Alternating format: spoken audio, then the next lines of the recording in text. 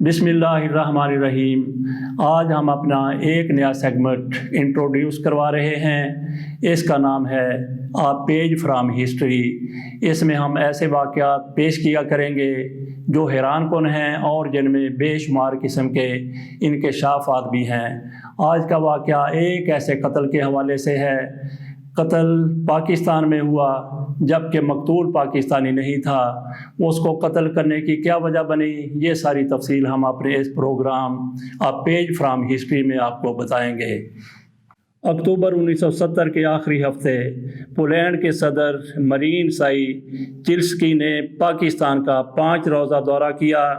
ان دنوں جنرل یحییٰ خان پاکستان کے صدر تھے۔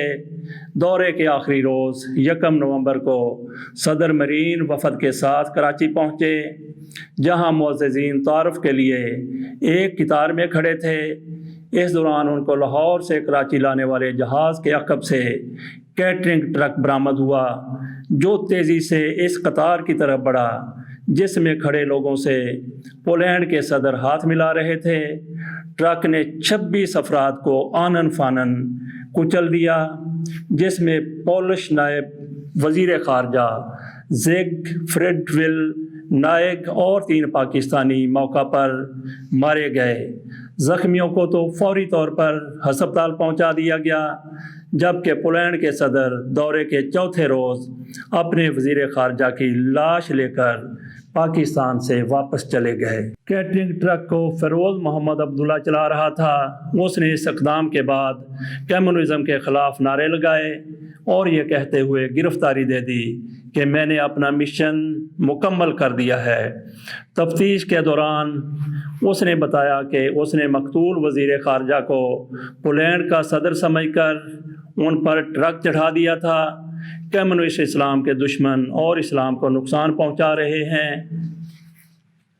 اس سے آپ اندازہ کر لیجئے کہ فیروز عبداللہ جس نے یہ واردات کی، اس نے غلط فہمی سے صدر کی بجائے وزیر خارجہ کو نشانہ بنا لیا، ٹارگٹ کیا۔ اگر اس کو یہ معلوم ہوتا کہ صدر کہاں پہ ہیں، وہ صدر کو بھی کچل ڈالتا، اور پھر پاکستان کی دنیا میں کیا سبکی ہوتی، دنیا میں کیا امیج آتا۔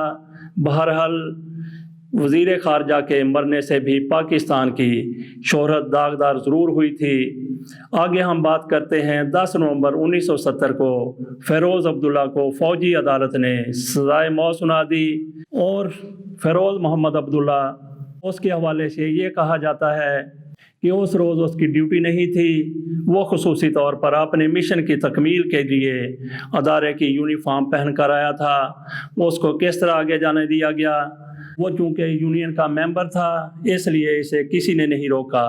اس سانحہ میں ڈپٹی انٹیلیجنس چیف چودھری محمد نذیر، APP کے فوٹوگرافر محمد یاسین اور وزیر اطلاعات کے فوٹوگرافر محمد اشرف بھی جاں بحق ہوئے تھے۔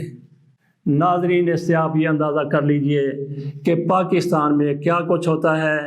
پاکستان میں انہونیاں ہوتی ہیں، لوگ کس طریقے سے برین واشنگ کرتے ہیں اپنے مقاصد کے لیے۔ جو قاتل تھا اس کو کس نے گائیڈ کیا، کس نے اس کو اس سارے معاملے کے لیے ابھارا یا انگیخت کیا، جس سے پاکستان کی پوری دنیا میں سبکی ہوئی۔